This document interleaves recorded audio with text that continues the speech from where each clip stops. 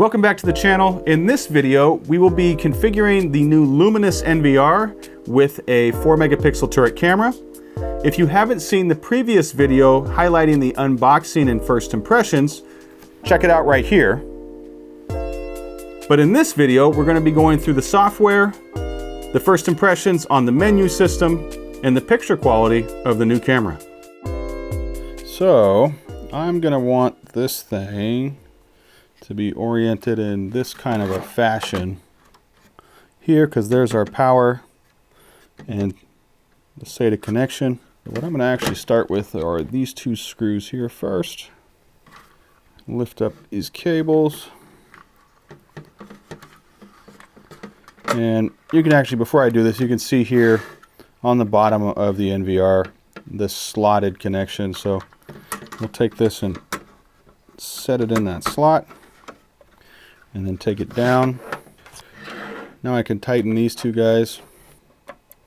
I do like how they've recessed these holes a lot more. On the previous NVRs, the holes weren't always that recessed, so the screws actually stuck out slightly. If you didn't have the feet on it, for example, if you wall mounted it, the screws would kind of get pushed up against the wall. So one little side note, doesn't make that big a difference as far as functionality, but from a tech standpoint, I think it's pretty smart. Now we can flip it over. I'm not sure how well that camera can see it, but I know this one over here is working fine. Let's start with this guy. So this guy's going to go in, and we'll just snap it in place.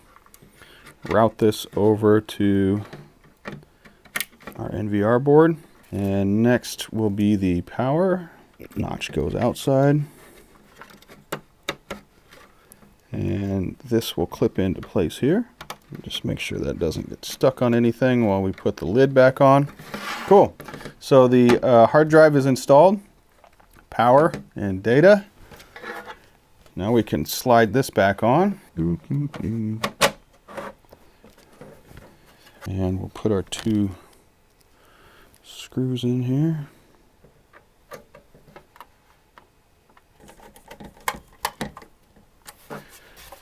NVR is assembled.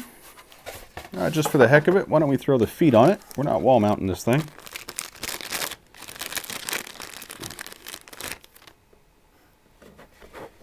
Just set those inside of there. Cool, nice sturdy little feet. Keeps it from sliding around. All right, we have our NVR ready to go. Let's start landing the connections. The first thing I'd like to start with is the monitor. So we're going to connect this up here on the HDMI output. We have our mouse.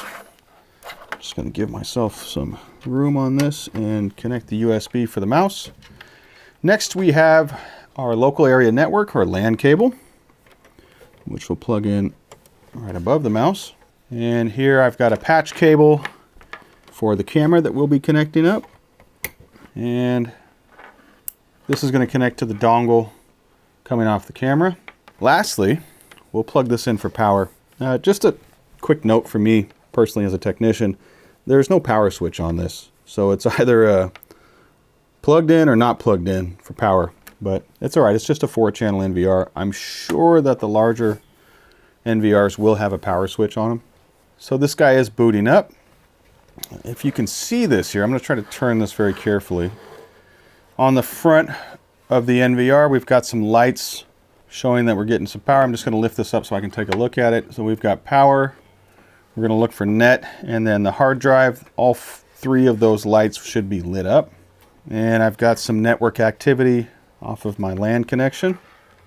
Just a quick side note, this is definitely quieter than the DAWA NVRs on boot up. The fan does seem to be moving a good amount of air, but it seems to be a little quieter than the DAWA. Just a side note for the people that don't want to hear the fans running the whole time on their NVR. All right, we're at the device initialization screen.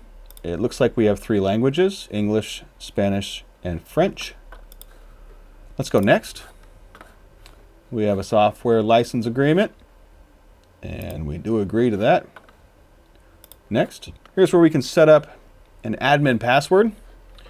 We're just going to create a generic one here. I don't recommend using this for your system.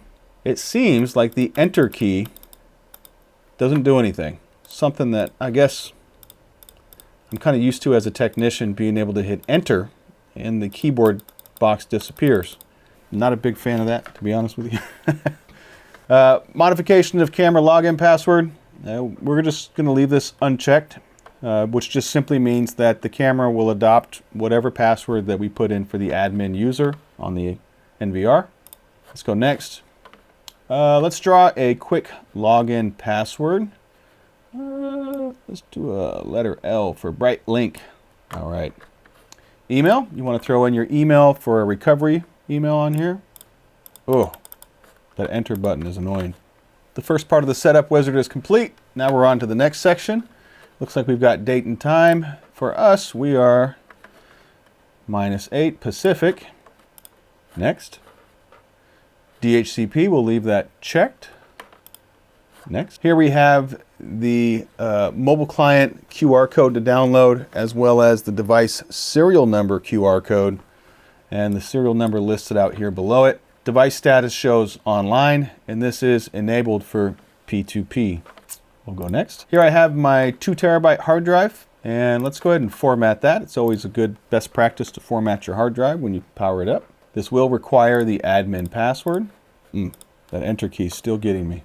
Okay, let that format, shouldn't take but just a second. Successful. And let's go next. Now I've already connected my camera directly to the PoE switch on the NVR, so it should be plug and play, meaning that the NVR and camera will be able to talk back and forth, and the NVR will initialize the camera and have that ready to go. I've already see that on my list here with the IP address of that, the device name, the serial number for the camera, and the channel number, and it's already automatically added the camera. Just an impression on this. This is literally the setup for a DAWA NVR. Very similar, easy to do, easy to go through, something that we're very used to. I think this will be an easy product to set up in the future. And look at that, we're already on our live screen. Similar icons to a DAWA NVR with the 24/7 recording, or the recording option lit up here, and the motion icon lit. Double click to expand that. I'm just checking out these icons here. PTZ control, we're on the mainstream. IP speaker talk, two-way talk, that's new. Manual snapshot, digital zoom, and instant playback. You should be able to do, oh, this is, so the roller wheel on the mouse would cycle through the cameras.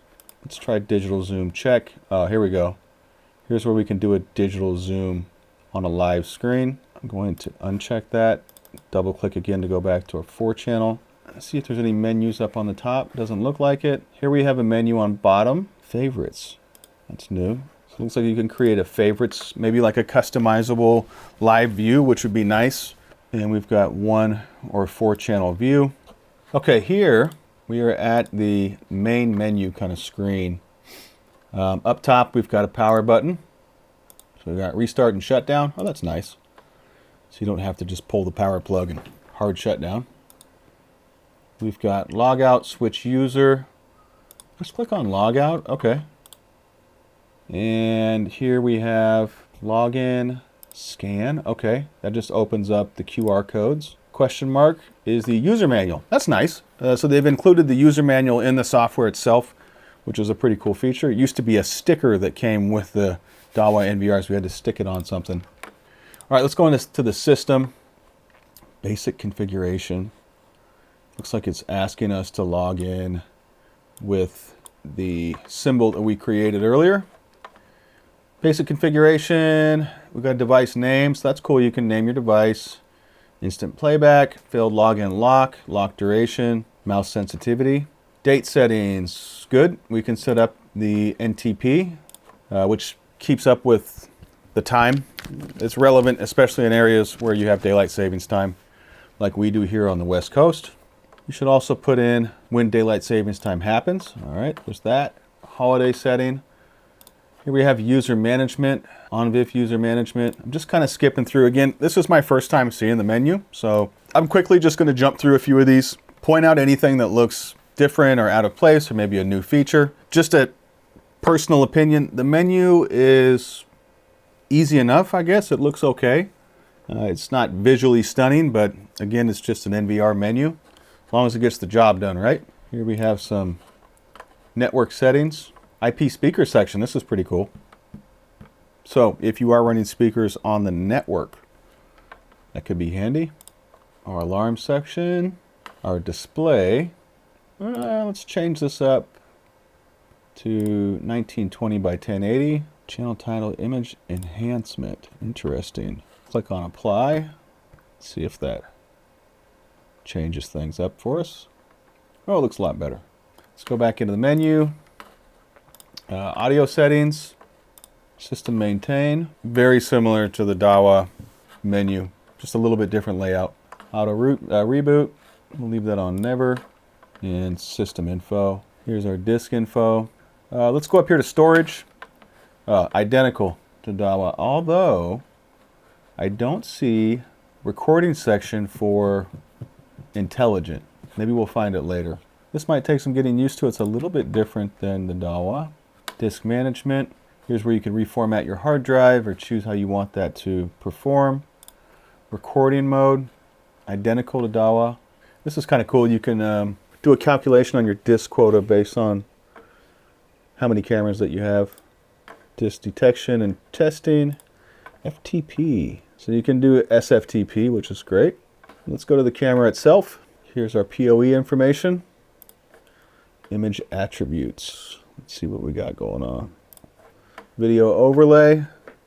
So we could change the title of the camera. Maybe.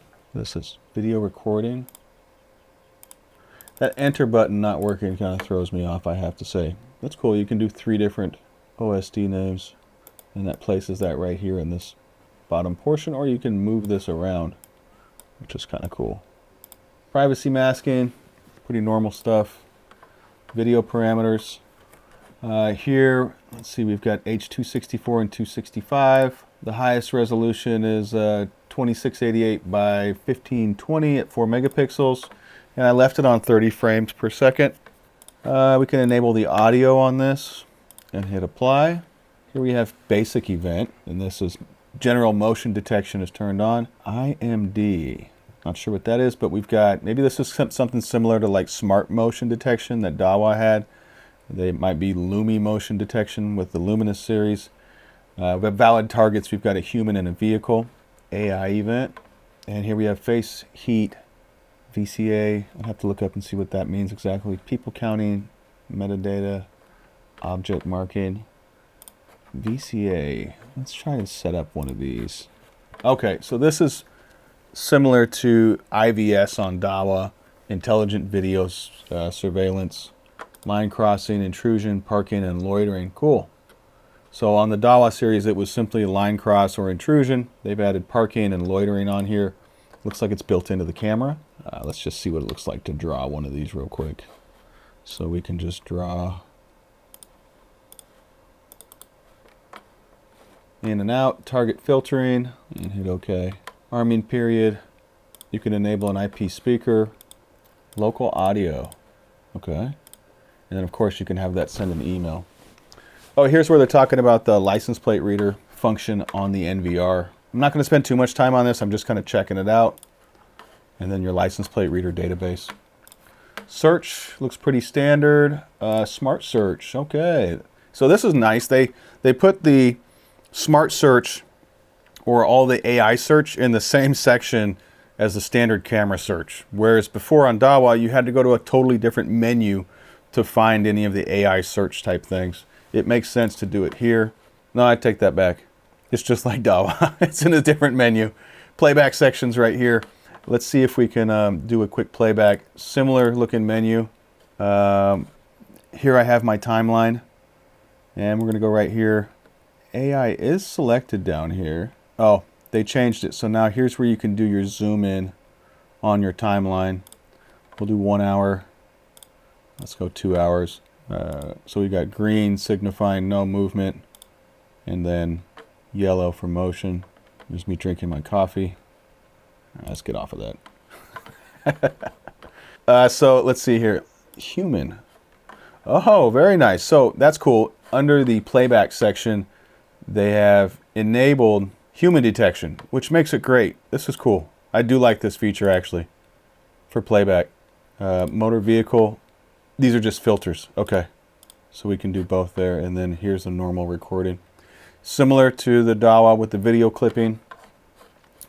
Let's exit off this and we'll left click on live view and we're back to the main screen. All right, folks, this is going to wrap up the unboxing and first look at Luminys. I want to give a shout out first and foremost to Ryan at Premium Security for sending us this product as quickly as possible so that we could make the video for you. My personal opinion on it, I'm really excited for Luminys. The build quality of the items itself is pretty good. I don't have any complaints there. I like the size of the camera actually and how sturdy that it feels. The menu, some of the software side and the GUI, it honestly leaves a little bit more to be wanted. That's just my personal opinion. But I'm sure that those kind of things can be fixed with software updates. So stay tuned. We're going to continue making more of these type of videos and setup tutorials for you guys to enjoy and hopefully take something away from. We'll see you on the next one.